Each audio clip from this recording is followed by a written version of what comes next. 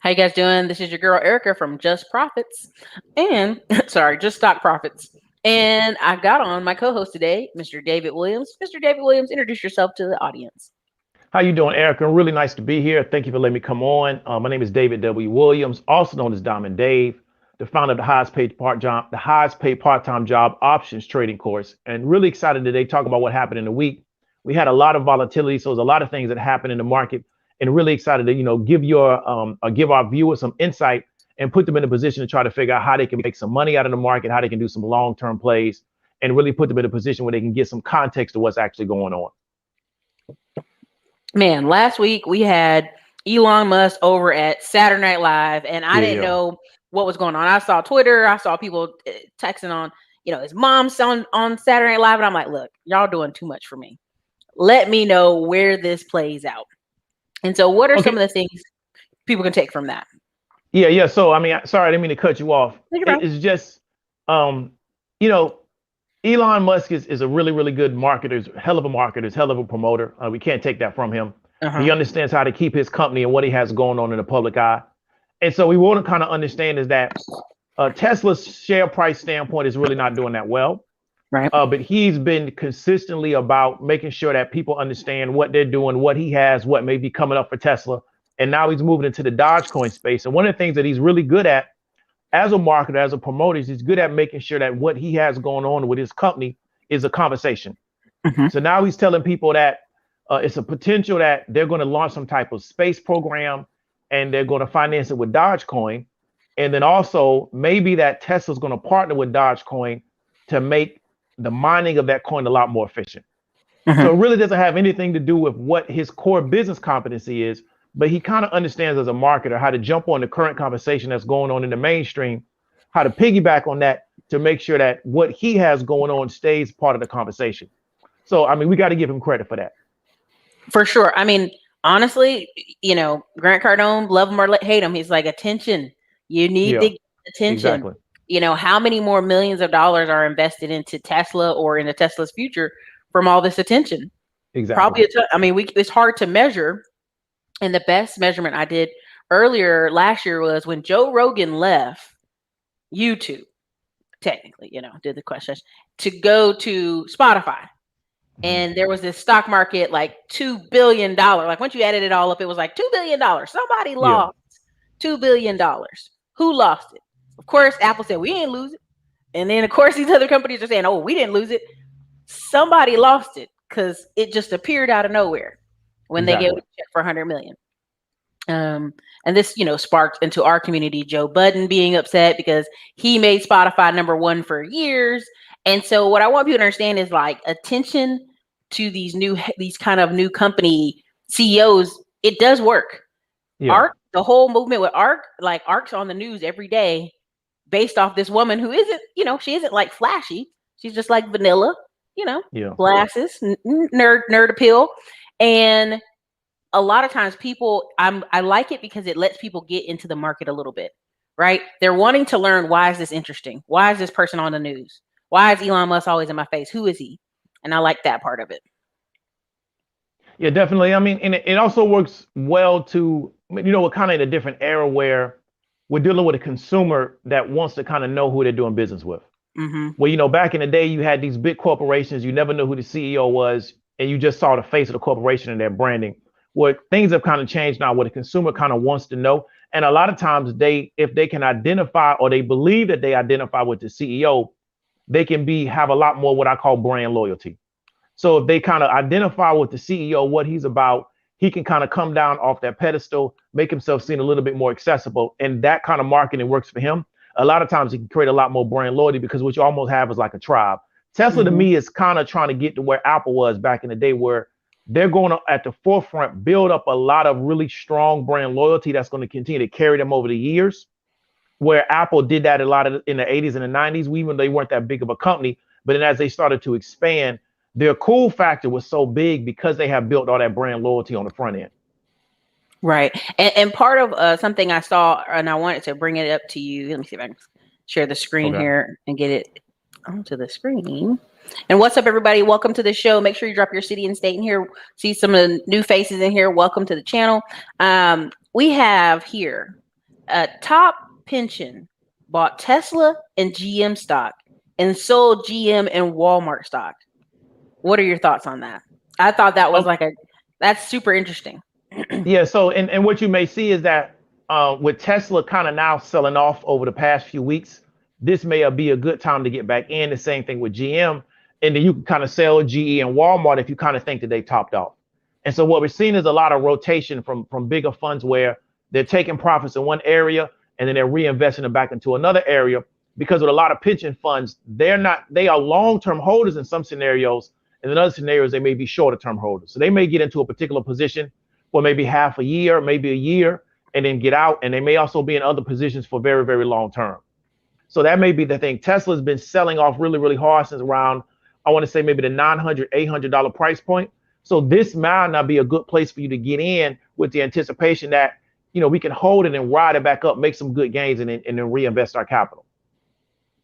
So I just wanted to give you guys a number. The agency, this is the Tennessee Department of Treasury, which oversees the state operations. So they actually brought these shares, and so the agency manages $82 billion in assets. It's a lot, right? When you think you manage some, Tennessee's department manages $82 billion in assets, which is $53 billion is market value, right, for the Tennessee Consolidated Retirement Systems Fund. Okay, it's been fully funded every year since 1972. Tennessee said you ain't gonna talk bad about them. That's one thing you're not gonna do. Okay, so again, they have let me go down here. The agency bought 648,000 shares of the electric vehicle giant Tesla to end the first quarter with 61,000 shares. Yeah, they are heavily invested in Tesla. Yep. Tesla owed them something in Tennessee. I don't know who there.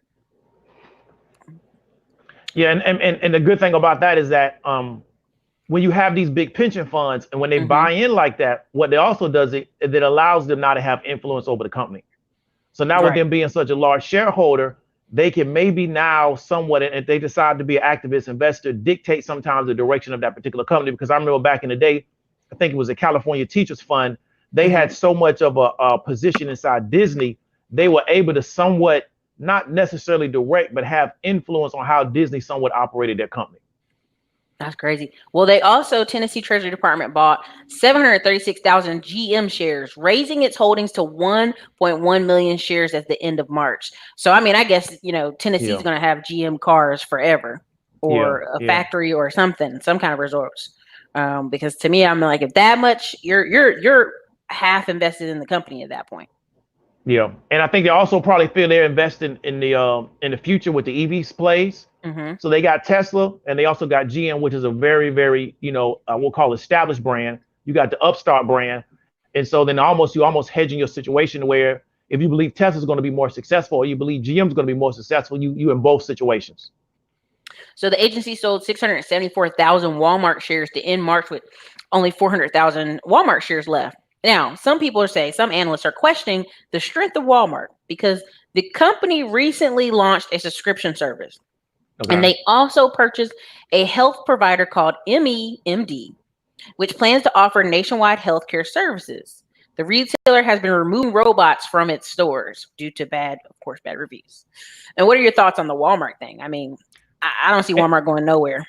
Yeah, and you saw that they just trimmed their position. I think the article said they still hold around 400,000 shares. So they still got a really, really large position, but they probably trimmed it to free up some capital so they can go to another area. So there's nothing wrong with diversification. And like I said, they're still in a really, really solid company that pays out a dividend that is also, to me, going to continue to grow and become more solid over time. So it wasn't like they dumped Walmart to get into Tesla and to get into GM. They maybe just trimmed their position and try to say, let's go ahead and diversify and get into some other areas. For sure. Okay. Yeah. That was something that I saw. And then this one really caught my eye. AMC Entertainment stock surges to longest win streak in nearly 2 years. Shares soared 44% over the past 6 days at a 2-month high. And we just talked about that last show. Yep. And so I had been looking at that, and that's the question is that, so like when you're dealing with what I say share price that's under 50, the percentage can be high, but you don't really get a big dollar movement. So if we're looking at AMC, yes, it was a big percentage increase, but the dollar movement still is not really, to me, that remarkable. We still want to look at, like I said before, is that long term, where do we think they're going that they have not been before? Mm-hmm. And so a lot of people are in this play because they think this play is going to explode. And I'm not saying that it's not going to. Mm-hmm. But long term, when we're looking at AMC, historically they've traded within a certain amount of numbers. Do we think they're going to exceed that? Do we think they're going to reach that? Or do we think that they're going to trade under that? Right. And that's just a question we want to ask ourselves. So yeah, they have done, especially this week, have done really well. But it's from a percentage standpoint, it's really, really good return. But the dollar amount really is not, I would call that outrageous. Right. Okay. And that's of course from Market Watch. We just finished talking about your girl Kathy Wood now. Kathy Yeah, I feel you. Wood. They're beating her up a little bit. They said this high growth Kathy Wood stock is a terrific bargain right now. It's down 30% in 3 months. Investors should take a closer look. Now, to me, that reads like this is an article where they're trying to promote themselves. Like, who did Yeah, they pay yeah, for this article, right? yeah, So, Twillo, and look at that. I mean, that looks a mess right there. yeah. What would be your advice to somebody if they're like, "Oh yeah, look at Twillo"? I mean, because one, we're looking at her overall ETF. So Mm-hmm. you got to decide whether or not you think at that 30%, is it starting to get close to where you think it's really, really fairly valued. So the question is that it's sold off a lot because a lot of people took profit at the top. So do we think now it's really fairly valued? Do you think if you're going to sit in this a year or greater, right? Do you think that it's valued now to where it's worth you outlaying the capital? And even if it may sell off another 5 to 10%, it's not a big deal. Or do you think it can still lose another 20 to 25% as time goes on over the next, let's say, 6 months, to where now it may make more sense to come in at a later date? One of the issues is that with Kathy Wood is that she just had a really, really big meteoric rise with that particular ETF. And a lot of people just took their money off at the top. And one of the reasons is because she was heavily invested in tech, that innovation is heavily invested in tech. Once people started to rotate out of tech and she was heavily invested in tech, it just made sense to get out of there and go somewhere else. Well, if you are committed to holding it for 5 years, this may be a good place to get in. This is not investment advice. I'm not here acting as an investment advisor, but I would not look for a short forecast because it could sell off even more. Right. Yes, ma'am. And I mean, what does Twillo even do? Is really the thing. Yeah, I don't know. I mean, and that's one of the, I never heard of Twillo, but it doesn't mean it's not a solid company. It just means I haven't heard of it. I just want to show you what it looks like here the past 5 years. Look at that. Look at that. Can you see that? Yeah, I see it. Oh, like it's $299. Yeah. I gotta look over here. What does Twillo even do? You see, and so you see the run up, and then now it's been moving back down. So I guess when it crossed the plane here, it was $26 in 2018. What did it do in 2020? Let me look here. In 2020, hold on, let me see. Because I always look for what happened in March 2020. Exactly. Yeah. And you that's see my that same dip. It was $82. Yep. Yeah. Okay. So then now it's doing this run up, and I'm like, does it go back down to $82? Exactly. Because what has fundamentally changed for that company over the past year, or let's say a year and 2 months? Mm-hmm. And so that's the question I want to ask you. So we see a lot of companies, especially tech companies, after COVID, everybody just put so much money in tech, they ran up real hard. We're seeing a lot of those same tech companies now getting sold off because they really just moved too fast. Right. And we're seeing a lot of money getting taken out of them so people could put money into other areas that they took money out of to put money into tech. So they're an American cloud communication platform. Okay. As a service company. So they're software developers. Right now, honestly, AWS, which is Amazon Web Services, their cloud is dominating. But I understand kind of that now. What we're dealing with here, we're dealing with a cloud service. Okay. Which people are just trying to compete to be the best, but I haven't heard about using them. That's why I tell you, I'm like, when I don't even know, I'm like, I don't know. So yeah, okay. That's good to know. Good to know. That made sense. And also 2 days ago, their CEO, Jeff Lawson, sold 14.5 million dollars in shares. Yeah. I don't blame them. And go and get you some money, get some money out of it. I mean, that makes sense now. Instead of waiting another 6 months and it may be down another $60. Yeah. Oh, yeah. They're like, it's still trouncing its own earnings perspective, but it's not doing well. That's good. Because see, as soon as I looked up, it says I'm trying to figure out what was its relation. Ring Central popped up, Salesforce, Vonage, SendGrid, which all those I know more than I ever heard of Twilio. Like Twilio, yeah. I've seen it on Twitter, but not as other business owners talking about it, kind of thing. So that makes sense. That works. That works. Okay, and what was the next one we had? We were talking about inflation, correct? Yeah, we were talking about do we think that high wages are going to affect inflation? And so the question is, what we're seeing now, especially in a lot of I would call the semi-skilled, unskilled professions, is that to get people back to work, they're now having to offer signing bonuses or higher pay rates. I think Chipotle just raised their price. I think Amazon maybe is doing signing bonuses. So now the question is that if employers have to raise wages, what they're going to do is they're going to pass those costs over to the consumer. What that's going to do potentially could cause inflation. So what we got to do is find out if the only way to get the lower the lower the unemployment rate is to raise the price that we're going to pay workers, right? Then that particular price point now gets passed on to the consumer. The consumer is going to see higher prices when they go to the stores and when they do business with these particular companies. So then now the scare could be inflation. So you want to start looking at that as a trader, as a long-term investor. Do you have companies that are going to be affected by that? So if Chipotle has to raise the cost to hire people, how is that going to affect their bottom line? Amazon probably not going to be that big of a deal because they got that monster of a company.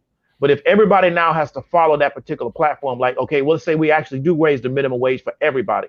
How does that affect the bottom line for a lot of these businesses that you may be investing in or you may be trading? Because now what that's going to do is make it more expensive for them to operate. Well, so that's kind of the catch-22. That's crazy because Chipotle is one of the best payers out there. Them and Chick-fil-A. Chick-fil-A has been paying kids $15. Chick-fil-A pays their managers like $60K plus a year. Chipotle was paying their regional managers $92,000 a year to be a regional manager of Chipotle. And so if they've got to raise the money, to me, I'm not saying that don't make sense to me. It don't make sense to me because there is this. And we could do a whole mindset conversation. I'm trying to hold back, but I'm like, food service workers are transitional workers usually. And I feel like if we would just fill the gap with teenagers and college age people who want to work, we would solve a lot of these problems, right? You can't want people to be 35 years old working in food service and reliable and consistent every day schedules for $15 an hour. You just can't. So again, get the workers who want that pay. So that's the thing that blows my mind whenever I see this because never mind. Understand. But yeah, like what do y'all expect the cost of food to be in order for you to get to pay $20 an hour? Because this goes back into that whole living wage conversation where people should pay people a living wage. For what job though? And what's a living wage? And who determines what's a living wage? And it goes into that rabbit hole. But honestly, a couple years ago, I told people I wanted to write this book about women were going home and the pendulum swings back. And everybody's like, oh, Erica, hush. Future is female, all this other stuff. And I'm like, no, the scenario where it just financially doesn't make sense to put your kid in daycare for $3,000 a month and you make $3,000 a month, that don't make sense. So at some point that's going to stop. And that's seriously what's happened. 685,000 women went home in September 2020. And then also you had an additional you'll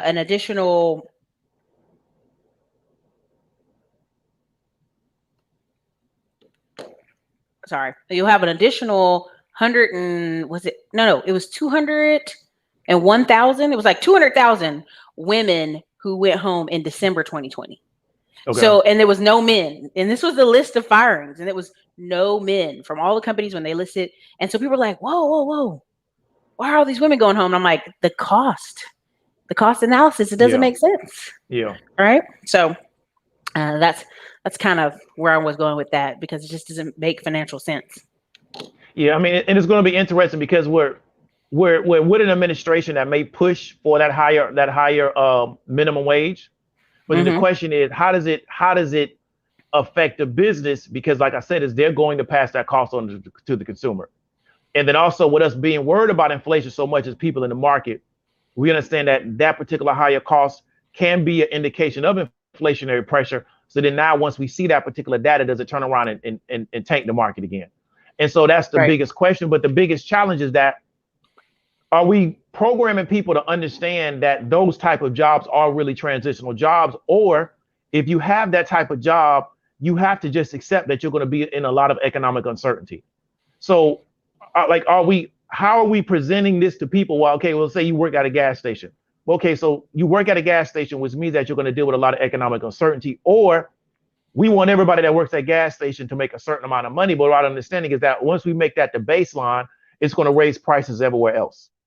Because there's no way in the world that I'm going to be a developer and I make $5,000 more per year than a gas station attendant. Because my attitude is I worked so much harder to get in this particular position. So we just got to try to figure out how we're going to get around this problem, because if we have to pay people more to get them to return back to work, that's going to raise prices everywhere else. And then what do we do about that? And then also, if they are going to make a minimum wage increase across the board, how is that going to affect the overall economy? Because it's going to make prices go up everywhere else. Right. Yes, ma'am. Yeah, he said child tax credit increase. Yes. Yeah. And then I ate at some restaurants, food fast. Yeah. Even with in Texas now, the restaurants, when they said, hey, you guys, we can all go back to restaurants, they're like, please let us sell liquor, in to-go bags, because people have now already become accustomed to it. But where you could make the most money in food restaurants anyway? It was the liquor. Okay. You're charging $10 for 2 shots. Yeah. You know what I mean? Yeah. And the rest is just juice, right? Yeah. And then with the to-go, while we had the virus last year, they were charging like $20 for this to-go alcohol. And I'd be like, people could just make their own stuff at home, but people still want that restaurant experience. And that's kind of what, which I think is still a good play there. But yes, I have been talking about the fourth turning. It explains how, there was a time a gas attendant could afford a house. We're definitely, this is true. So, but inflation, we talked about it. Well, I don't know if I could have it in the computer save, but I was talking about a few weeks ago that North Carolina is just pigs and chickens everywhere, right? We're a top producer. And someone was taking pictures. It was trending kind of on Twitter where people were taking pictures of bacon prices in North Carolina. And people were like, well, I don't get it. Why are they taking pictures? I'm like, because bacon's never been more than $2, $3 in North Carolina. So when you see $5 bacon, they're like, what in the world? Right? Exactly. Or eggs have never been more than 99 cents, even for a 6-pack, 6 or 12-pack. And all of a sudden eggs were $2. People were like, what's happening? Because you're talking about a state that food is everywhere. There's farms to your right and your left. You can go outside of town. There's farmer markets everywhere. There's a high number of wineries. And so again, this is one of those things where people kind of really see what inflation means. And they take food and energy costs out of the inflation calculator, which is funny to me because that's the easiest way to calculate inflation. Exactly. But yes. The easiest way to see it is with your grocery bill. Mm-hmm. Yeah. Or because I love the calls to Dave Ramsey, because they would be like, oh my God, my wife's spending so much on food. He's like, have you ever gone to the grocery store? No, she shops for the family. And he goes, exactly. Like, you don't even know what it's supposed to be. So let me show you this one. Okay.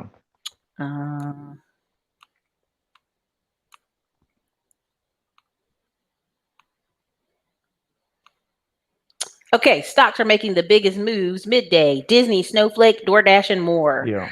On the article here, and this was Friday. This was Friday about noon. They were talking about how they were, they missed revenue and streaming subscription estimates, right? So they missed it. DoorDash shares of food delivery company surged 22% after the firm boosted its outlook for 2021. Okay. Then Airbnb, of course, jumped 4% after the company reported better than expected quarterly revenue. You had Snowflake, which is a software company, shares popped 11% after Goldman Sachs upgraded them from a neutral to buy. Then you had Churchill Downs, which shares of casino and gaming jumped 4.7%. All right. Yep. They upgraded them from a hold to a buy. Plantropics, also known as Poly, soon 20%, trading in audio and video products. Maker blamed the semiconductor shortage for weaker financial forecast. Yep, right? We talked about that. Unity Software, they jumped 8%. And you also had Aurora Cannabis dropped 6%, and Fisker popped 5% after they signed agreements with Foxconn for a new breakthrough electric vehicle. which, yeah, it will be focused in North America, India, and China. Anytime I see North America, I'm like, no, just say where it's going to be focused, India and China. It's not even going to be over here. Yes, And ma'am. what are some of your thoughts on those Okay, midday and so pops? this is really good. So like with Disney, right? So what a lot of people was looking for now, because Disney, they had the park closing because of COVID. They were looking for subscriber estimates, subscriber numbers. We might have kind of hit a top with that. And so as a result, they missed some revenue and they also missed some subscriber estimates. So Mm-hmm. this is not going to be financial advice. I'm not a financial advisor. I would always be bullish on Disney long term, because eventually they're going to get the parks back to full capacity. Mm-hmm. So if they lost 2.6%, I would look for them to gain that back over the next 60 to 90 days, and to keep moving as we start to come out of COVID. Everybody gets vaccinated and they start to get those parks back to full capacity. And especially where I'm at, the part of the country that I live in, is their season that they're going to hit is, for us, is normally late summer, early fall, and then going into the winter, because it's really, really cold everywhere else. So everybody comes down here to the south to try to beat the cold. So they're getting positioned to have a really, really good winter and fall. DoorDash, right? Disclosure: I'm short this company with put contracts that go out probably, I don't know, past the summer. Um, I don't care about what they did with earnings. I think that I looked at their balance sheet. This is not a really well-managed company from a balance sheet standpoint. Their expenses are very high for them to make the money that they're making. And I think as we start to open up the economy a little bit more, it's going to be a lot more difficult for them to operate, because Mm-hmm. we talked about earlier, people want to have the restaurant experience. I Mm-hmm. think delivery services for food should have never been made into a business. I think it's a cute little thing that sounds good with an app. I don't like the business model, because if you look at these particular type of businesses, the only way they make more money is to cut money away from their drivers or to raise the price it's going to cost Oh, to for sure. deliver. Either way you smash, you make yourself less competitive by doing that. So I don't like the model at all, unless you have the ability to have exclusive partnerships with certain companies like a Chipotle, where you Mm-hmm. can get a deal with Chipotle where you can only do their delivery and nobody else. Then maybe you can make some money doing that. But these delivery services, as a publicly owned company, I just don't like them. So I believe that they're going to continue to bleed off over time. And they're going into a lockout next week, in which a lot of their insiders are going to have the ability to sell their shares on the open market. So I anticipate a lot of their share prices are going to be under a lot of pressure. Airbnb, I like their business model, even though they have a lot of issues, but I like it because I think that they're really positioned to take advantage of the reopening. But long term, I think that they're going to be under a lot of competitive pressure, because they're not doing anything that any of the major hoteliers can't turn around and do tomorrow. So I just think that they have first move advantage, and I want to see how they report once we come out of COVID. But I don't think they can put a moat around that business. Mm-hmm. Snowflake is very interesting. Also, another disclosure: I'm short this company with put contracts going out long term. What's interesting is Monday, Tuesday, Wednesday, Thursday, they were being sold off really, really hard. All of a sudden, Friday, when the market starts to turn around, we go green, we get the Goldman upgrade. The question you want to ask yourself is, how come Goldman didn't upgrade them on Tuesday when they were being sold off? So what's interesting is that Goldman will sell this thing to you, sell it off, and then turn around on Friday and say buy it. So you got to really pay attention to that. Mm-hmm. This is a company that is trading at a multiple. Their price to sales is really, really disproportionate. And I think they're going to continue to sell off. And currently, they're under their IPO price. Churchill Downs, that's just a reopening play. Once the casinos open back up, we know the game is going to come back. So that makes sense to upgrade that from a buy to a buy from a hold. Playtronics, they're another company that's going to be impacted by this semiconductor shortage. They just got to try to figure out how they're going to solve that problem. That's going to be a logistics and a supply issue for them. But once they solve it, I think they're going to get right back on track. Mm-hmm. Unity Software, they make, I forgot what they do, but it has something to do with, I think they create tools to create software, and a lot of them are going to be used on a lot of Apple and other type of platforms. I don't think they're going to be an issue because I think that this particular issue with Apple is not going to be something that's going to affect them long term. And I Mm-hmm. think they got a really good business model. Fisker, this is another EV play. Look at their price point. It's 10.46. I tell people always be wary of these EV plays that are under $50. Right. There's a reason why they're under $50, and a lot of times it's because they're very, very speculative. So if you put your money into it, just be willing to go on a long-term ride and don't expect to have a quick turnaround because this could work and it also could just tank. Aurora Well, Canada. I'm sorry, go ahead. I'm sorry, I was gonna say when these stocks are under $50, just in honestly, I'm like, enjoy the 2-year ride, right? Like, like Yeah, it's not like it's $500. I got to get that back. That better come yeah, back right now. Let's just say you invested in one or two, 2 years. yeah, exactly. I'm So, sorry. Go ahead. it's no, I'm sorry, no, no, and I agree with you. So it's 1046 a share. Pull out $100, $200. This is not investment advice. Put in and see in 10 years, maybe it's $300. You never know if they can actually figure out how to make this develop this new breakthrough electrical vehicles. It means they got to develop it, then they got to bring it to market, then they got to find customers. So you're on a long-term journey with this particular car. But we know that the EV space is going to be a hot space because we're just in this particular time period. Reminds me of cryptocurrency in like 2016, 2017. Aurora Cannabis. I keep telling people all of these cannabis companies are very speculative. We're right now in the cowboy era of cannabis companies. The majority of them are not going to be here in 5 years. Right. So that's another scenario where it's very speculative. You got to find some that you think are going to be successful, and then you got to hope that regulation allows them to be successful. As long as we have this regulatory environment where they're not going to be allowed to be successful because of law enforcement, I don't really understand where we're going with them. So understand that we're still in the wild, wild west of cannabis companies.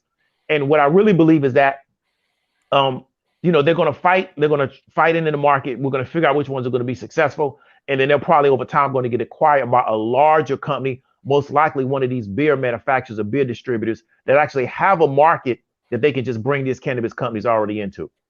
Did I tell you my thoughts on some of the cannabis plays I was seeing? When Trump was in, you had about 57 Northeast cities basically say, hey, we're not arresting people no more who on opiates. Unless they breaking into a house, unless they beating somebody up, we just aren't going to do it. These are the same cities that used to have drunk tank laws that got rid of them because, they were locking up too many of their friends. Okay. So, when I saw this, I said, well, you can't even tell me the crime stats are accurate when these men are just straight up refusing to arrest and keep in jail probably millions of people in the Northeast, right? Yeah. And so something I saw when I went to a conference is how well can you pitch a outpatient product, right? Because that's the name of the game. Like, there's certain healthcare clients that have enough money to put somebody in rehab, long-term, really, pay outpatient care, all this stuff. But then you have some people who are on cheaper insurance and they can only afford to be on methadone or outpatient care, right? They go to the therapist once a month, right? That to me was where they were pushing cannabis. Okay. For it to be some type of in the stream of you getting health care, instead of methadone, we're going to put you on this cannabis. We're going to give you this medical card and your health insurance will buy all this stuff. And the one that keeps the jails free of those ladies, because if anybody hasn't noticed the stats, the past 5 years, white women going to federal prison went up 50%. And the number 90% of the culprit is drug possession, large amount of drug possession, large pill possession. And so I think they were like, whoa, wait a minute, 50% increase. Like what happened? Right. Yeah. And so then they're trying to course correct that, the pill industry issue to this now, because, a lot of the studies showed that Black and Latino people, the doctors didn't believe them. They didn't believe they were in pain. They didn't believe that they thought they were going to go sell the pills. And all this time it's been Miss Nice Jane down the street selling all the pills. Right. Yep. So I felt like cannabis, people got in the space because they were hoping to either be acquired by large medical companies, or they were hoping to be in this, new healthcare, teledoctor medical space. Does that make sense? Yeah, I understand. And I mean, I agree with you. But the challenges, and especially down south, I mean, we have states where, and I was watching a guy on Facebook, he was telling me like Tennessee, where they haven't even allowed for medical yet. So the South, and I know this because I'm from the South, and I used to deal with marijuana, is that they're very much anti-marijuana. So this whole region of the state, and I'm in a state where we have a large amount of retirees. That could be a massive market for medical marijuana, for pain killing, things of that nature, nausea, appetite. So we have a massive market here, but the people that are in government don't want it, and we don't have the political power on the grassroots level to push it through. So I just think we're still in the early stages of the cannabis space. So even though you got states like Colorado where they pretty much went full recreational, we're still in the early stages. So if you're investing in these companies, you got to realize this is going to be a long-term goal because we still have a public perception that cannabis is like kind of like a degenerate drug. Yeah. So, alcohol is still really, really widely accepted, but a lot of people still feel like if you do marijuana, you're like a degenerate. And there's still, to me, a very much a public perception about it. It's not as bad as it was 20 years ago, but it's still there, especially in the South where Unless you you're in the still got a South. lot. South is Yeah, like 1984 in the heat of the exactly. night. Exactly. So that's the Some problem. And so places. you still have that mentality because even like like Georgia, it was hard. They still don't have like a really, really, even with Atlanta now, this is crazy. Atlanta, you can go to a strip club, lady walking around with no clothes on, but you Yeah. can't get medical marijuana. So and you can get Listen. it, but it's still difficult. But you see, so when it comes to certain things, it's wide open. But when it comes to like medical marijuana, and it's still that mentality in the South to where if you deal with marijuana, you're a degenerate. Now, if you sip a little bit of alcohol here and there, it's not a big deal. You drink a little moonshine, it's not a big deal. But if you smoke weed, you're like a degenerate, you're like a hippie, yada yada yada. So This I think we got to get past that mentality in the South before we can really start opening this thing up. Because in other parts of the country, it's not even a big deal.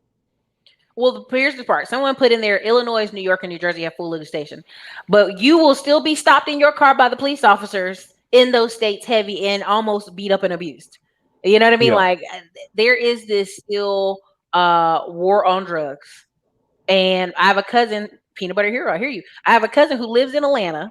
He was diagnosed with PTSD Okay. when he left the military, and he was in Colorado. That's where he was last stationed. They gave him medical marijuana, everything. He's just like, I'm afraid to leave here because nobody else will let me have this particular medicine that helps me go to sleep and all Yep. this other stuff. And he moved to Georgia anyway. And him and his wife are always like, oh my God, we're scared to go anywhere because of this stigma. And so again, the crazy part is this is where the California influence might be worth something as they all move southeast to the Sun Belt states because, really, if you think about, look at what Washington State did. They pretty much pardoned over 6,000 people that were in jail on weed. When they voted to do it, they literally got bashed over the head like, y'all better go pardon these people and let people out of jail today. And they did. They expunged 6,000 records. That you cannot convince somebody in Mississippi to do that. Yeah, you're right. You cannot convince somebody in Alabama, Huntsville, Alabama, to do that. You cannot convince outside of Atlanta to do that. Exactly. You cannot convince the Panhandle of Florida to do that. Exactly. As much as I love Destin and 30A, they're beautiful. I just don't like driving through there to there. Even in parts of North Carolina, little small towns, what you stopping them for? It's the little stuff. Because I have family that are big police officers, and you have white police officers now going, this is not worth my time. Yeah. So again, to me that's sad that you have to move all the way to West Coast until 2024. It ain't that serious to me, right? Like that's never been my thing, but I understand. I'm just like, it just ain't that serious. Yeah, and that's definitely the issue is that, and also on the state level, and I tell people all the time is that it's still federally illegal. So if I'm growing it, if they say, well, the state says, well, David, you can grow a certain amount personally, right? The problem is it's still federally illegal where the feds can show up and still take me to jail or prison for marijuana cultivation. Mm-hmm. So I just think that we have to really, it's similar to prohibition of alcohol back in the early 1900s. I just think it's a public perception that if you want to utilize this particular substance, you're a bad person or you're a degenerate. And in the South is very much based on tradition. Mm-hmm. And it's hard to sometimes get people out of these traditions 20, 30 years. Not exactly. It's just hard. It's a long walk to get them out. I think they will get there. But when I saw how Florida really went against, I think we had a medical marijuana initiative or maybe a recreational marijuana initiative that we kind of pushed down on the state level because they said that they didn't want people to confuse it. It just kind of showed me that we're not ready. And we have a massive market down here between tourism and our elderly population. Mm-hmm. It will make so much money for this state if they just taxed it. But they're scared of the perception that, okay, well, everybody down here in Florida is just smoking weed. But we still are smoking weed. It's just illegal. So That's the problem. So I don't understand why we don't legalize it, but I think it's that old mentality, and it's kind of like that old Southern guard that is Mm-hmm. not decided yet to just move out of the way and let us go make some money. Well, I mean, and even when we're talking about, Jabras says, does Dave think budget deficits will drive the marijuana approval?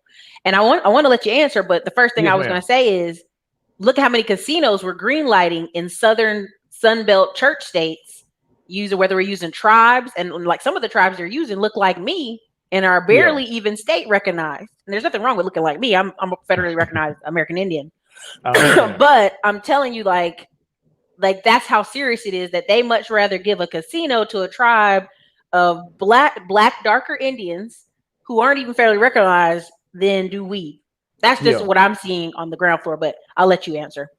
And I mean, and I agree with you that the problem is that, and especially in the South, and we're gonna go ahead and just keep it all the way a buck. In the South, you have a mentality that I'll cut my nose and spite my face. Mm-hmm. So Mm-hmm. even if I can benefit from a situation economically, because I just personally disagree with it, and that's your morals and your values, I get it. I won't do it. If I was Mississippi, we doing casinos, we doing medical marijuana, we doing everything, because why? We a poor state, we don't have no money coming in. No So I money. gotta do everything I can do to get some money coming in. But that's my mentality. But like I said, the South is very much about tradition, the way we did it growing up. Yeah, and they don't want to move from that because Atlanta has the same issue. They want to bring casinos into Atlanta, but the old guard of Georgia don't want to do it. So the problem is we got a massive urban area that we can actually do a lot of money from the casino standpoint, but it's that, well, we don't like people gambling because it goes against our religion. Okay, cool. So then but you don't have to gamble. We can let somebody else do it. So that's the problem. Is I think these people, even from an economic standpoint, they are going to try to stand on something, and I don't disagree with them on that. But my question is, what is the greater good for the overall state? Mm-hmm. And how can we make this state develop economically? Because one of the biggest issues in the South that nobody wants to talk about is, ever since they could not work people for free and take their labor, they never economically recovered from that. And it's because nobody was innovative about thinking, how can we develop economic models that work, even though now we can't steal people's labor anymore. And if you look at the South, there's never been a big tech push. There's never been a big push in other areas where we can take advantage of that. It's just we're going to kind of stay stuck in this rut. And the rest of the country, outside of certain pockets in the South, North Carolina, Atlanta, is going to just exceed us because we want to keep doing things the way we've done things the past 200 years. Prime example, I tell people about South Carolina. South Carolina compared to North Carolina is textbook 101 of the cultural Southern problem. Yeah. Not the manners, not the good food, not the sweet tea that makes you fat. Like the cultural, like, the federal government gave South Carolina some money to make the schools equal. South Yep. Carolina was like, we ain't gonna take that money. We ain't Yep. gonna take it. We rather not take the money than you dictate how we gonna do this, right? Well, then you have people like, God, that dude that has the late night show, Carlson, with the glasses, and then Oprah. They come into South Carolina and build libraries and donate millions of dollars in books, and the state's still like, oh, here you go with that, right? Because now South Carolina has to change. Right Yep. now, prime example. What do I mean? North Carolina's been growing teachers, schools. Exactly. They were very much, the Quakers in North Carolina were like, all right, black people, you have your own school, your own hospital, your own everything, your own church. You won't bother me. I won't bother you. Yeah. And that actually served us greatly. Greensboro black people, some of the number one millionaires. Durham had a Yeah. black Wall Street before many places. Yep. Right?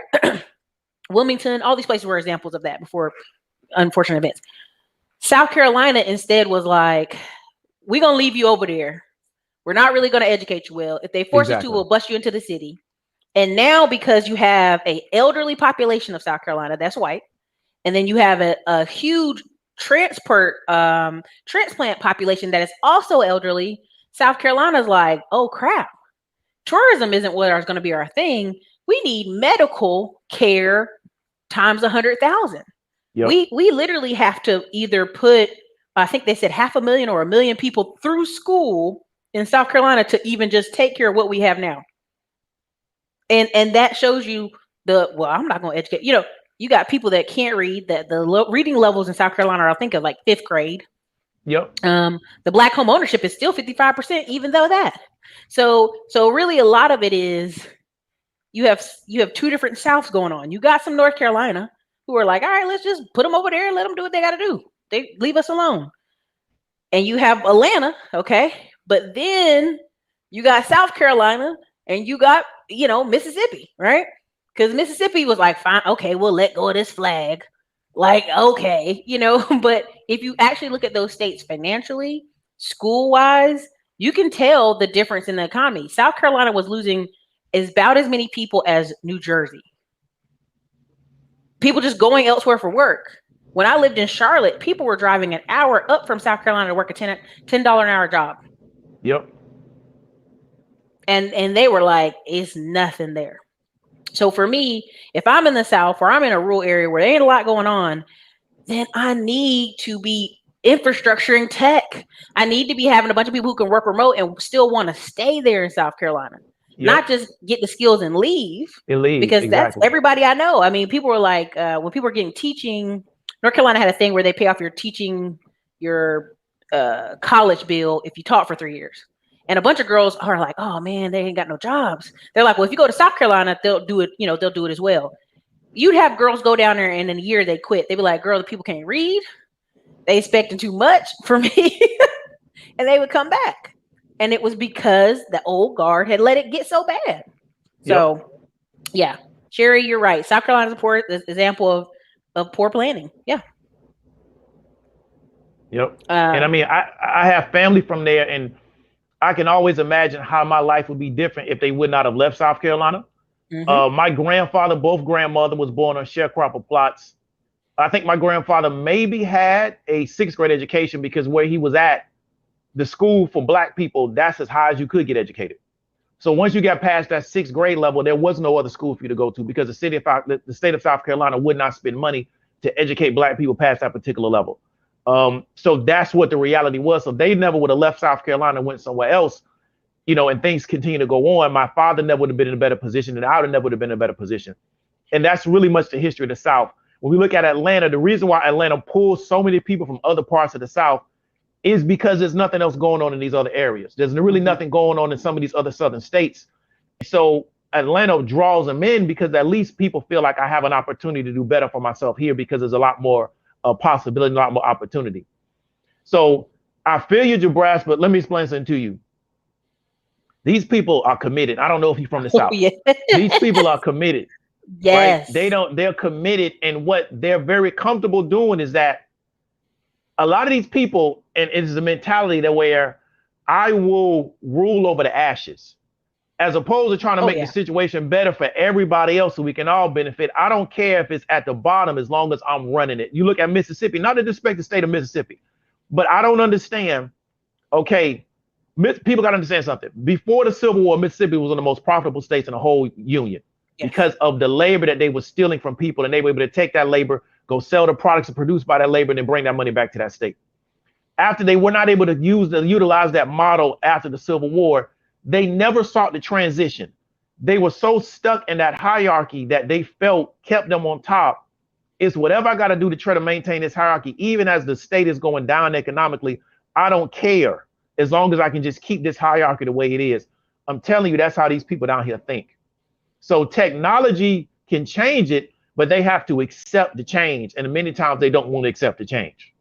And let me clarify. When he said his grandfather only had a 6th grade education, my grandma was one of 14 on a farm. She only got to 8th grade.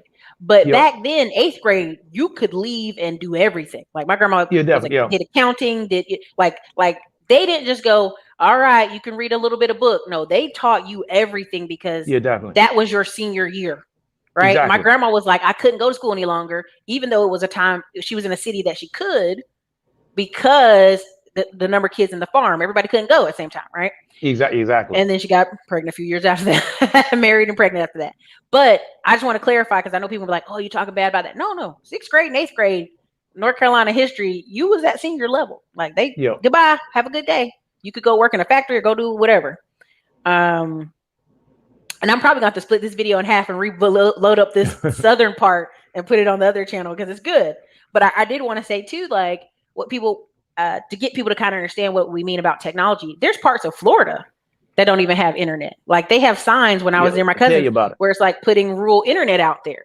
CenturyLink made all this money because they decided to go into Alabama and Mississippi in these rural parts to put internet there, but they had to do it at the cost of getting stuff from China. And I just want you to understand, like what he's saying about Mississippi, like is seriously not even funny because Mississippi has so many people. The highest percentage of people who own inherited land in Mississippi lived in Chicago. There's kind of a thing they call the Mississippi Highway where you go from Mississippi and you go live in Memphis for a while. Then you go from Memphis and you go to Chicago for a while. Yep. And then you send money back home. And I'm like, your state can't live like that long term. Exactly. It's never recovered. And like football kind of got them better. But at the end of the day, like I own family land in Mississippi from our Choctaw side of family. There's nothing I can do with it. It's in the middle of kind of nowhere, and it's beside the Choctaw Reservation, and they'll pay you pennies on a dollar to use the recreational space. That's it. Yeah. And so, you know, what can you do with a state like that? That's like, they kind of run themselves into the ground, you know what I mean? On purpose. They wreck the car. So it's very, it's interesting because it's something that we will have to, over our lifetime, ratify. I don't know how, but you'll have to. Even when you see Tennessee, parts of Tennessee, East Tennessee, they cleared out that bad boy. The mountains of North Carolina, they were like, peace out, right? We'll leave. We'll go somewhere else. And what happened is now who's coming back into those areas? It's young white people from California. It's young white people from New York. And they ain't going to let you stay there and it be the same. Yeah. So that's why I tell people sometimes these people moving is better, right? When I'd be in North Carolina and you meet a man, he working all these jobs, you're like, whoa, where are you from? Oh, New York. You came down here, you see the opportunity, right? So sometimes you need the new blood to come back into the South to kind of change some things that are going on. So yeah, definitely. Yeah, I mean, I agree with you. So let's see how it rolls out. But we do need new blood. We do need migration. But you definitely do have an old guard. Now, Florida's, you know, the Cubans was able to do a really good job of taking it over the area of Miami. But like I said, if you go into a lot of rural areas of Florida, because Florida, again, was based on agriculture. Once the agriculture left, they didn't replace it. About Florida is that once you get outside of certain cities, you just, you know, you're in the sticks, there's nothing going on. And we have to have the leadership that has decided that we want to change it. So that means bringing in medical marijuana. That means bringing in gambling. Whatever it means bringing in to change the economic situation. It don't mean that you have to indulge in it. It just means that we make money off of it for people that decide to indulge in it, and we can use those proceeds to build up our state. So if we start looking at it from that standpoint, I think we can improve it. But I mean, if we're trying to run this thing like it's 1925, man, it's just not going to work because it's not 1925 anymore. And that's very much this mentality. The South is about, you really got to understand it's about tradition, and you really got to understand the antebellum South. The antebellum South was about creating this false reality of how life was supposed to be. And when that got ripped away from them, they couldn't accept it. I mean, they kept it all the way to the 70s too. Exactly. But it was never, because if you really understand where those people came from, that's not even what they came from in Europe. It's like creating this kind of alternative world. Yeah. And then they got stuck in that. And it's like, okay, well, it's not like that anymore, but now we're going to just stick to it. It's just real weird, but it is what it is. I'm from the South. I'm a Southerner, but I'm not one of those Southerners the way I want the world to be how it was in like 1865. I'm just not into that. You know, we have property near Charleston and near one of the islands, and people are like, oh, how can you go down there, Erica? They have the marketplace and all this other stuff. And I'm like, that's people come there to see it. Like, I don't think y'all understand. Like, people are like, oh, we want them to do away with these plantations. They don't have any other way to make money, and people come and have weddings at these places. Exactly. I mean, you have more northern people in Ohio and Pittsburgh and Pennsylvania coming down to South Carolina to have these weddings and these plantations than you have actual Southerners. Like, we down there and kind of like, yeah, I guess. Like, we confused why you come in here, right? Yeah. So my hope, and this is part of why I'm doing this show and doing other shows, is I think if you have, you know, right now, if I always say the math is, if you have 1 million Black people who get into tech and get into stocks and get into real estate, 1 equals 10 in the Black community. And what do I mean by that? You have that one aunt that's a nurse. Now everybody want to be a nurse. You got that one cousin that's a truck driver. Now everybody want to be a truck driver. You know, and I've met, you know, we've got one side of our my mom's family. They've got like 10 truck drivers over there. And I'm Okay. like, does any of y'all own your own truck? Like, make it make sense, right? And then you have, that one family member that invests in that, and now everybody can see it. So in some ways, I've been that person because we are, unfortunately, that old Southern Black family. We own a bunch of Okay. properties left over. Everybody knows us from Big John, and your grandpa was Big John. He had the juke joint, and they are content renting $400 houses for the next 30 years from us. Yeah. Content. Got gardens growing. They don't plan on going nowhere. And it is this old Southern structure. And that's part of why I had to leave myself. I'm like, I don't want to be, Big Erica when I'm 50 something years old who owns properties and the same people and the same children paying $400 forever. Yep. You know what I mean? And I'll just kind of close that conversation with this. We had a cousin. Our family owns all these properties. We have a cousin. Because of her pride, she had been renting this house from this man for 26 years. I think it was 26 or 27 years. He came to her. He said, "Oh, I'm real sick with this cancer. Now I feel bad not letting you know that my son's going to take over these properties." She said, "Okay, all right, whatever." Now she's been renting this house for 26 years now by a military base. Man said, "Look, I'm going to give you this chance to buy it from me for about $30,000. How would you say about that? I think that's fair. You've been here 26 years. I'm going to tell you for $30,000. She, of course, says, "Well, I ain't got it." Now the house is worth $100,000. She's been by this same neighborhood for 26 years by a military base, and the values kept doing this. So he thought, hey, I'm gonna do her a favor and sell it to her for $30,000. Instead of her calling me, calling any of the other cousins, any family, because she thinks we think too highly of ourselves. She, a year later, when Mr. Whatever, I'm gonna leave it out, died, his son came through and said, "Okay, you're done. Pack it up. I'm gonna clean this house and sell it." Like you just let 26 years of cheap rent keep you in this place. Yep. And there is a mentality to that, y'all. I mean, I'm trying so hard to express to y'all that, like, when you break down buying your own house, some people in these southern states are like you're like, this house is only $35,000. You could buy it. You paying $1,000 rent, your mortgage should only be $200. Yeah. So when we're talking about commenting a mentality, it's not that people are stupid. It's not that they're slow. It's just the way people have done things for so long. Exactly. But yeah, she could have got a lot of stuff. I mean, it was crazy. Where's it at? Let me see. There was one more. Let's see if I can share it to you. And then I don't want to take your whole day, but there was another one. Okay. This one says, for this past week, it says billionaires are selling mega stock blocks after surge. And you see they got the man up here standing in front of the Zoom. You already know we talked about the Zoom. Let me see. Where's it at? Bezos, he sold $6.7 billion worth of Amazon stock. Larry Edison, he unloaded 7 million Oracle shares this past week. Total proceeds, $552 million. Charles Schwab sold 192 million of its shares.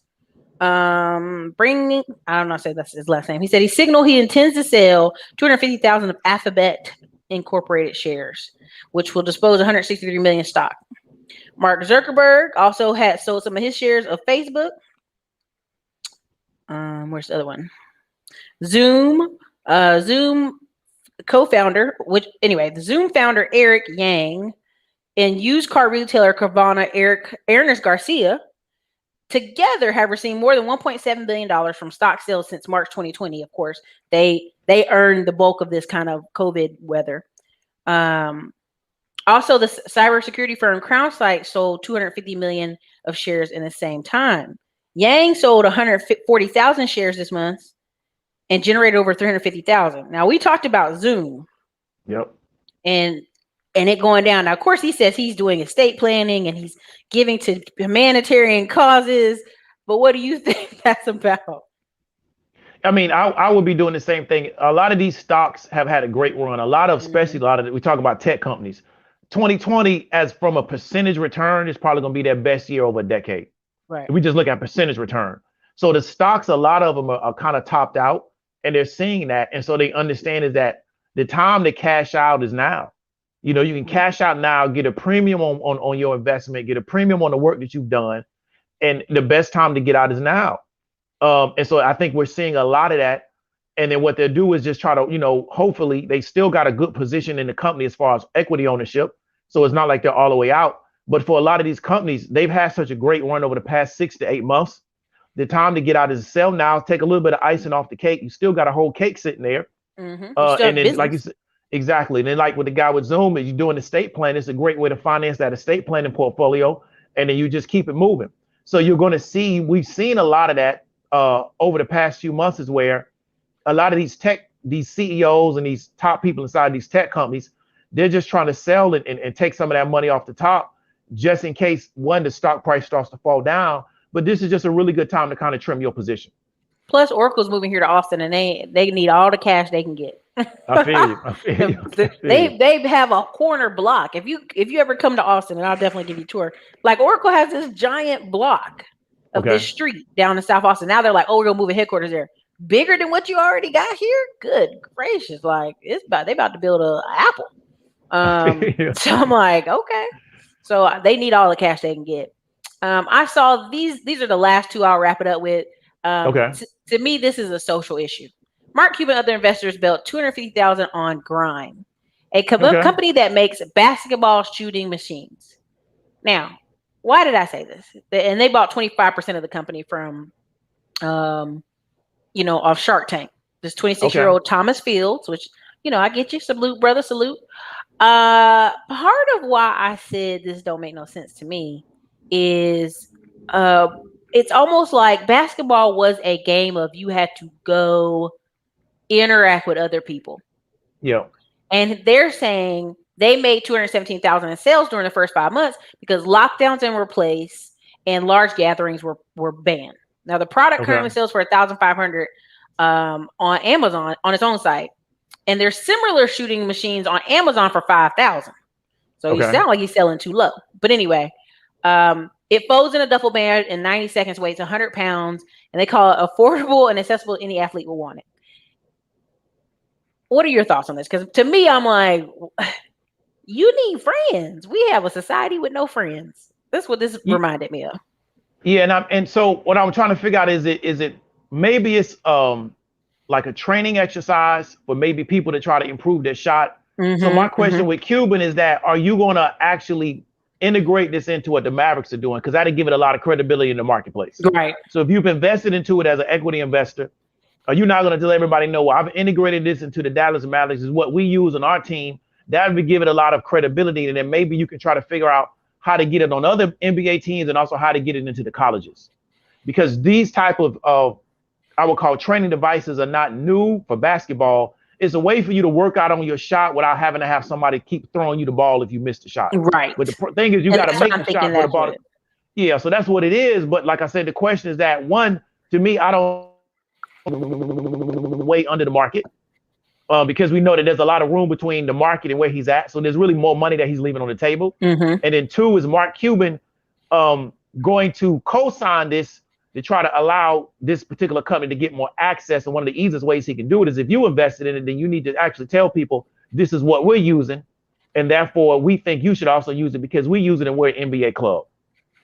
Right. Because Field says he wants Grind to be a combination of Nike and Peloton. Uh-oh. Give me 1 second.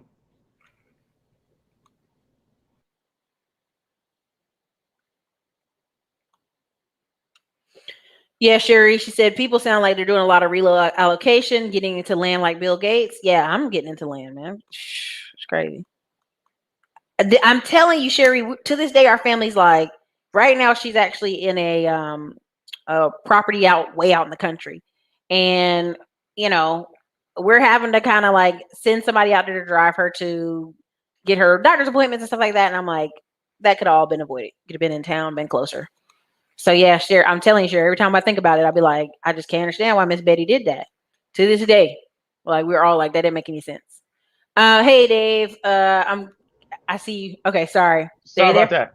There you're fine. Sorry about you. All right. So yes, I was saying Grinder in the article, he said it wants to be a combination between like Nike and Peloton. That was his goal. That it was almost like so popular, it'd be like having a Peloton. Yeah, I mean, I'm not seeing the comparison to Nike and Peloton, but I understand Peloton. I understand Nike. So he wants to be as popular as Nike, but utilize like Peloton. A combination, he said, A because it looks like combination. this. Okay. Yeah, I Okay, mean, so I've this seen. is, and Yeah, this is it shoots it. It throws it and it shoots down, and then it'll shoot the ball back to you. You know, shoot the I mean, ball. again, Yeah, I mean, I've seen this before. But so my question is, what makes this different than everything else except for the price? So is there some type of unique selling proposition that they have that makes this better than what I'm currently using, or is it just it's just cheaper? it's got to be that it's just cheaper because everything it said Okay, on Amazon is like $5,000. that's what I'm And saying. if I mean, I'm just gonna say it, the stimmy check, you could do some monthly payments of this. Okay. You know what I mean? But you're not gonna be able to monthly payment of $5,000 something off Amazon. That's Yeah, yeah, part of yeah. what I You're right. think.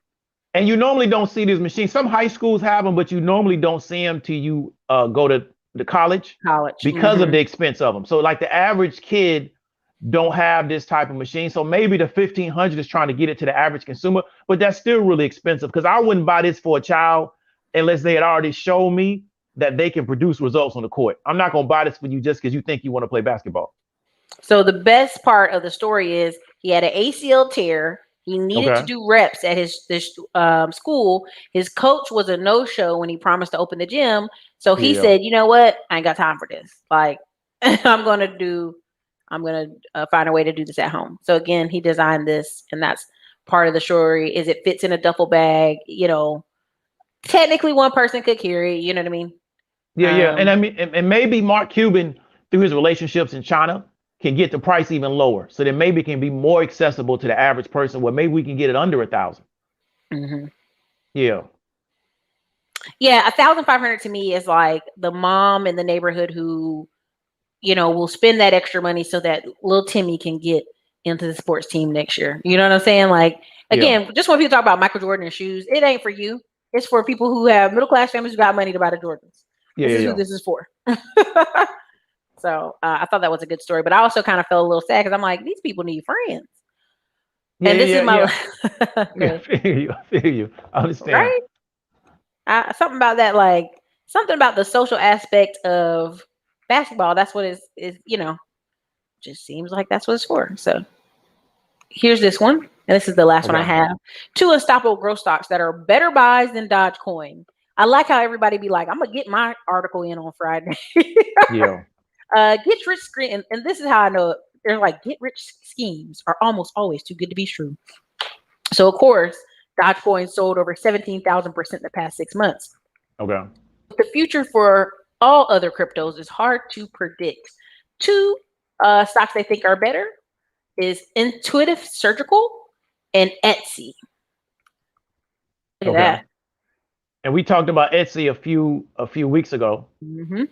They kind of sell off, I think, a little bit. I think their earnings didn't go as well as they thought. But what kind of returns do they think on this surgical company? Because that is what kind of returns are they thinking are going to be better than Dogecoin? Because people got Dogecoin going to the moon. They said at a compound annual growth rate of 11% through 2026 that Okay. they'll need robotic assisted surgeries. I'm telling you right now, even in South Carolina, surgical tech and phlebotomy are like two of the highest things they're getting people shoved into in South Carolina just to feel the set. And let's be honest, the surgical tech, what are you doing? You cleaning off stuff and handing it Yeah. over. You ain't Yeah. even, that's all you doing. Okay. Yeah. And so if they can get rid of the cost of a person, they will. That's just the way this country is. They Yeah. did a revenue during the quarter. They did a revenue of $1.29 billion. They jumped Mm. up 18% compared to their prior year quarter.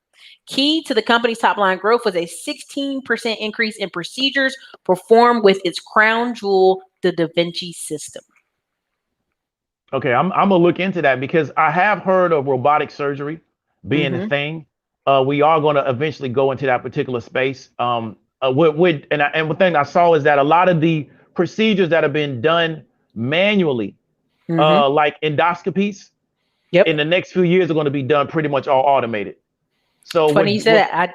That's yeah. mine was started out that way, then they realized it was too difficult, had to pull the robotic arms out and actually go back to old school. Okay, So yes, you'll still yeah. need people. If Yeah. something goes wrong, Yeah, so you they gonna probably be have the there. guy there to assist it just in Hmm. case. But I think for those type of procedures, we're gonna probably go robotic. because they're a lot less risky. Because the Yep. issue with having a person do it is if they do it wrong, it can go really bad. Now it's rare that they do it wrong, but I Yeah. think we believe that the machine is going to be a lot more reliable over time, and they also probably think it's going to be less expensive than the machine and actually using that professional. Because with a lot of professionals for those Return. type of procedures, one, they're retiring, and that's really how they Mm-hmm. make their money. Mm-hmm. So they're really inspired. So I'm gonna look into that company, because if they have a good amount of accounts for that, or they have a good customer base, Mm-hmm. that may be a direction to go into. Yeah, I think that I'm telling you, from a person who was like, "Oh, you're gonna be in this surgery, it's gonna be an hour," and women had been talking about it online. I was like, I feel super confident in this. This is great. Yeah, Then they got in there, they're like, "Oh, pull the robotic arms out. We got to go back to old school." You still gonna need somebody with some up here to use them. But if as you're an older doctor, which my doctor is an older doctor, he's in his 60s, yeah, I can imagine where this saves them, time, money, and everything, right? exactly. Energy. They're back because the first thing he said when he came out of there was like a 4-hour surgery. He's like, "Man, you made me work today," and I'm like, "What?" Right? Because you're having to physically do it yourself. Um, so Etsy, of course, we talked about Etsy. We talked about how it's down 10% year to date and almost 30% last month from its all-time highs. Yeah, But they think this is an excellent opportunity to get in on this e-commerce specialist. Okay. Why? Because the company's revenue of $550 million soared by 141% compared to a year ago. It was yep, driven by strong growth of merchandise sales.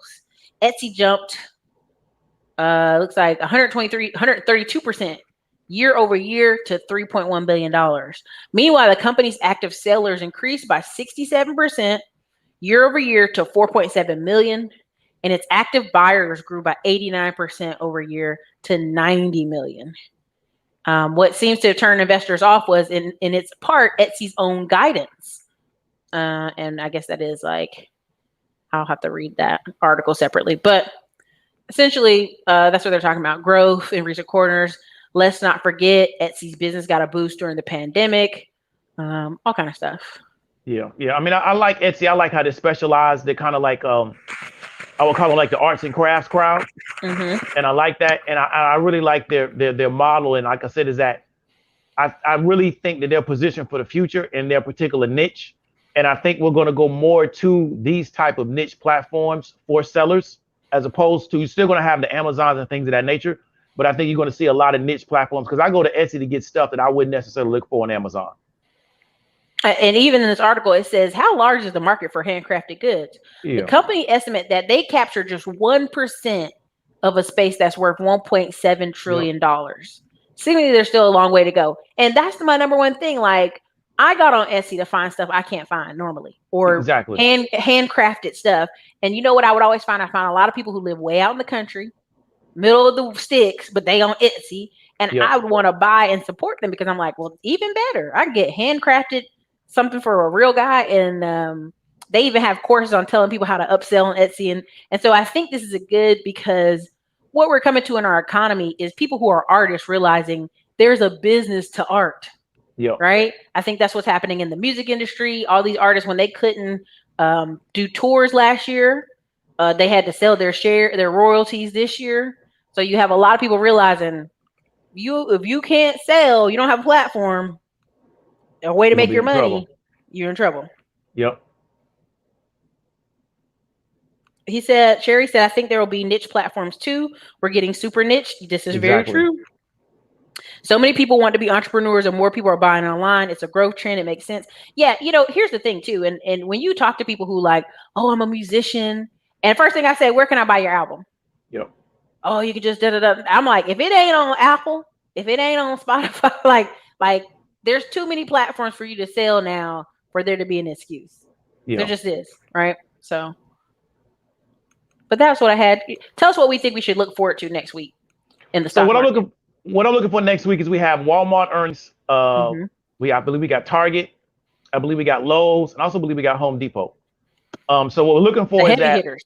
the heavy hitters, and what we're looking for is has the especially with Lowe's and Home Depot, has the whole market really being cooked up, and that's something we Mm-hmm. may want to get into at a later date. Whole market being crazy in the majority of the country, has that really made those particular companies more bullish on their forecast of the guidance in the future, because we know a lot of people go there for contractors, people of that nature. And also with Walmart, what is their guidance for in the future? What are they going to do from an e-commerce standpoint? And also think Target the same way.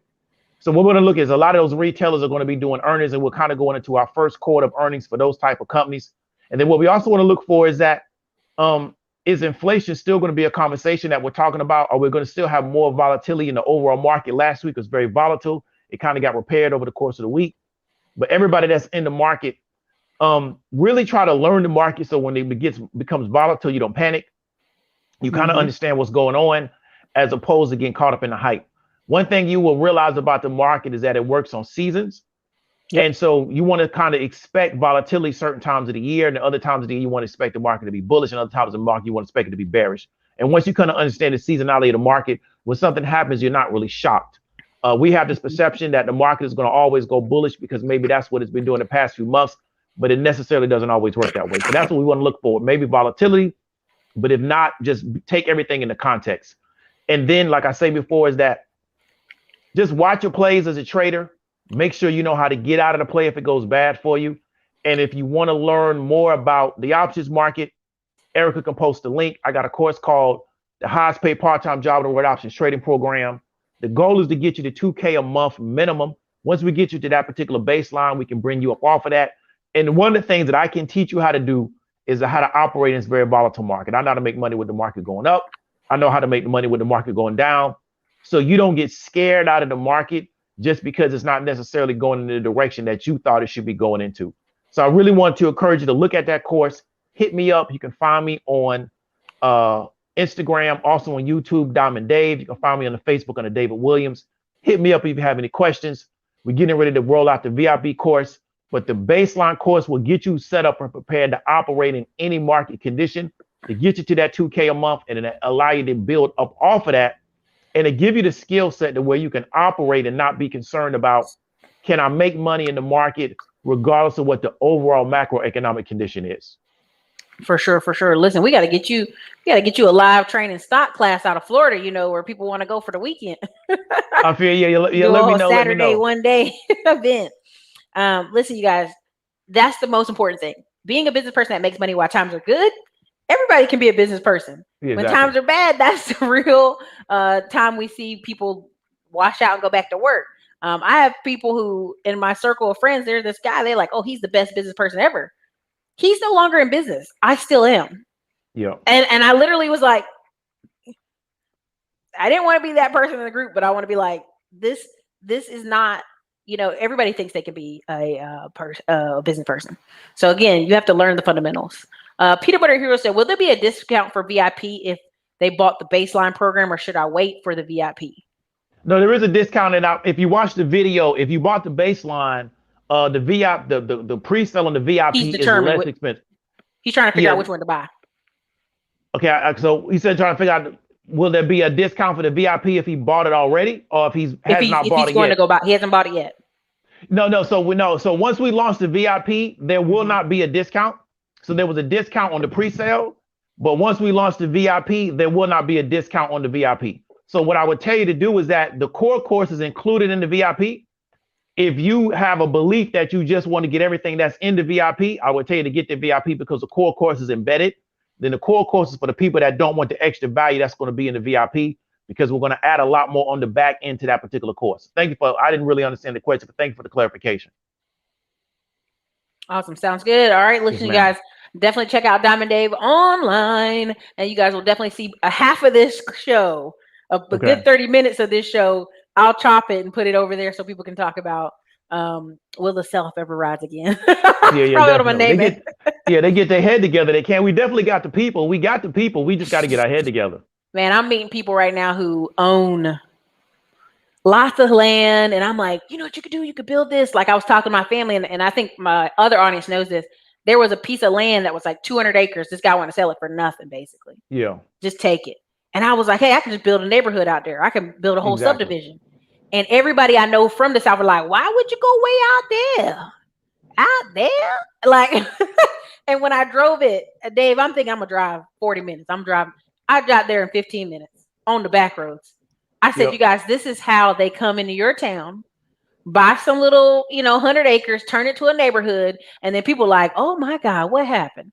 Yep. And that's the only problem I have about the South is folks are going to sleep and then they're going to come just the way they do in Texas right now.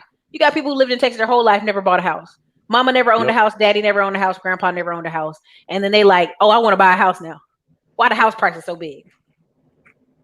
Like, what are you talking about? Yeah. Anyways, all right, you guys. This is your girl, Erica, Classy. Oh, Just Stop Profits, and Diamond Dave. You guys, thank you so much for your time. All right, talk to y'all later.